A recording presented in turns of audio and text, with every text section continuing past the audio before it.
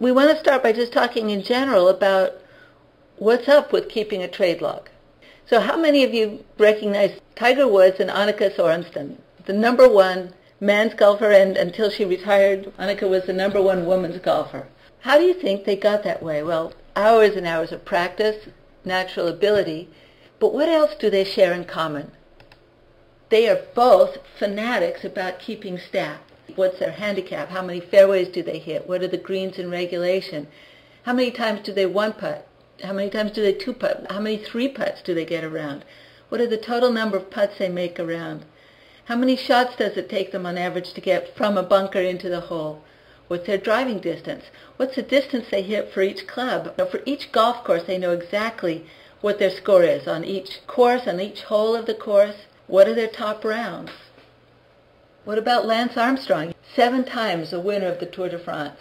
We show a picture of him here in a wind tunnel because he's so concerned with his stats. He doesn't just get on that bike and race as hard as he can.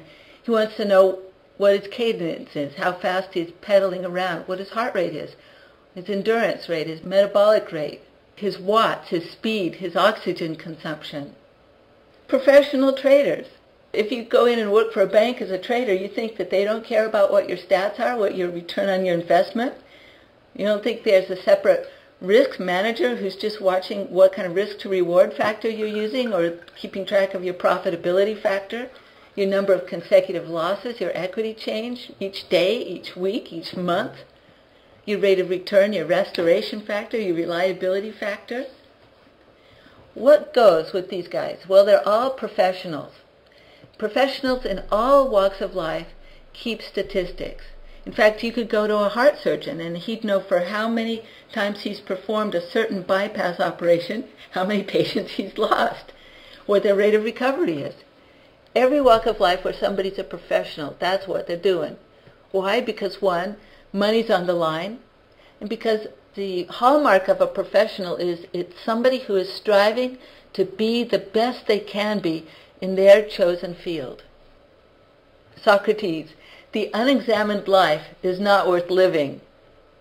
The unexamined strategy is not worth trading.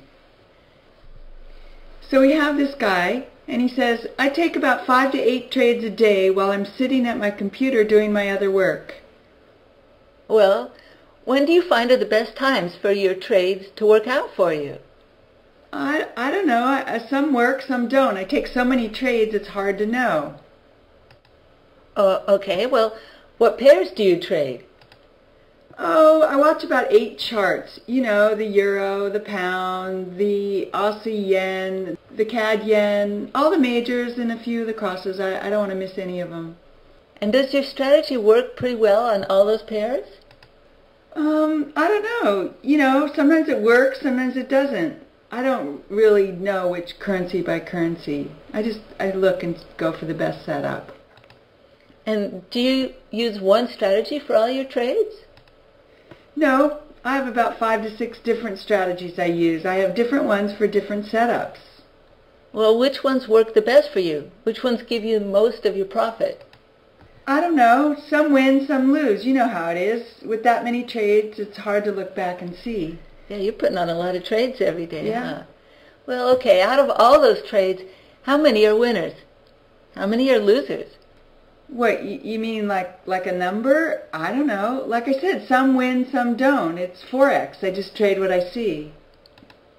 Well, when you trade, it's profitable. What's your average percent equity gain? Do you know that? Oh, I don't keep track of an equity gain. I just watch the bottom line. I see if I've made money or not. Well, how about when you lose? What's the most drawdown you take on? Oh, that's a stinger. Sorry. When I lose, that's the last thing I want to look at. I want to make the money back right away, not just sit there staring at how big the loss was.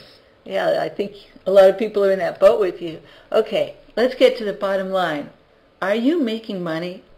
Well, I mean, Forex has been rough, and especially lately, and some months I do make money, but other times I don't. Hey, I'm just learning. Yeah. How about you? How's your trading going? Oh, it's been going great. I find that I'm consistently making 15 to about 25, sometimes 30% equity growth a month. And I've done so for about the last 14 months. I take about 4 to 5 trades a day. I found that there were certain times of the day when my strategies just didn't work as well as they did other times of the day. So now that's when I go get some exercise and I enjoy my family instead of just sitting there trading and risking too much then at those times.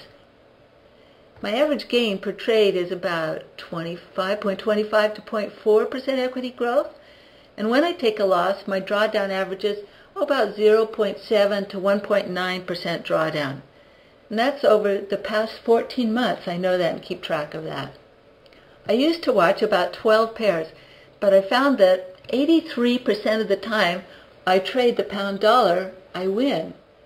I found that 72% of the time I trade the euro yen, that worked for me.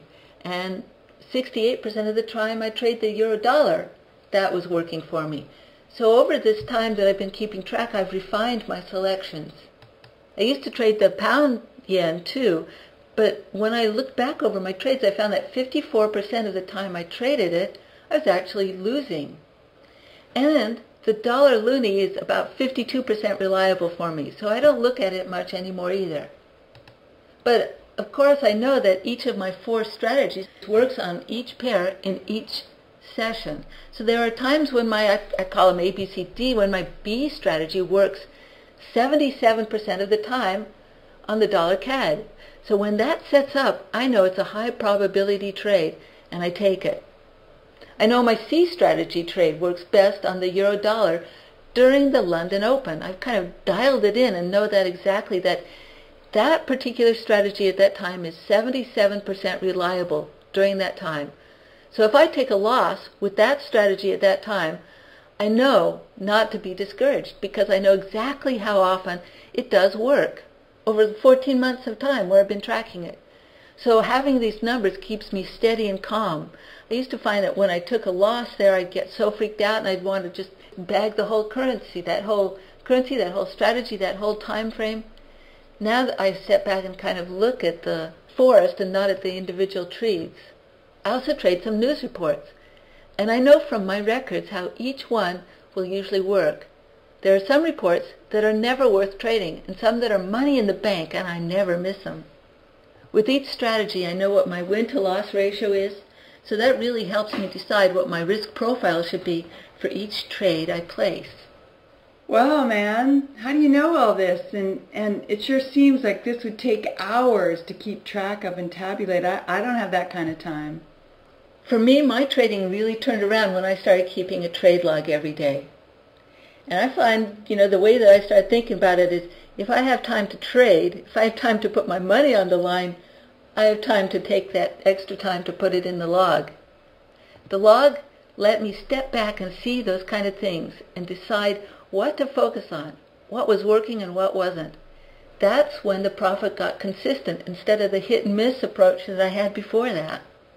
A couple of times I tried to keep a log, but it was too much work. I wrote my trades down for about a week each time, but then I lost the paper I was writing on, and that was it. You sound like me when I started to trade. I would just write it down on a piece of paper too. Someone even gave me an Excel spreadsheet to use once, but it was too confusing for me. I made a mistake and the whole thing crashed and got messed up, and that was the end of that. Well, yeah, spreadsheets can be really tricky if you haven't created them, because you don't know what the formulas really are, and if you put it in wrong, then it's a mess. I know what you mean. So that was my experience too. What I finally realized was it wasn't me and my bad intentions. My intentions were good. It was just that all the trade logs I were using were too cumbersome. They weren't well done, so I ended up just not using them at all. So here's what I do now.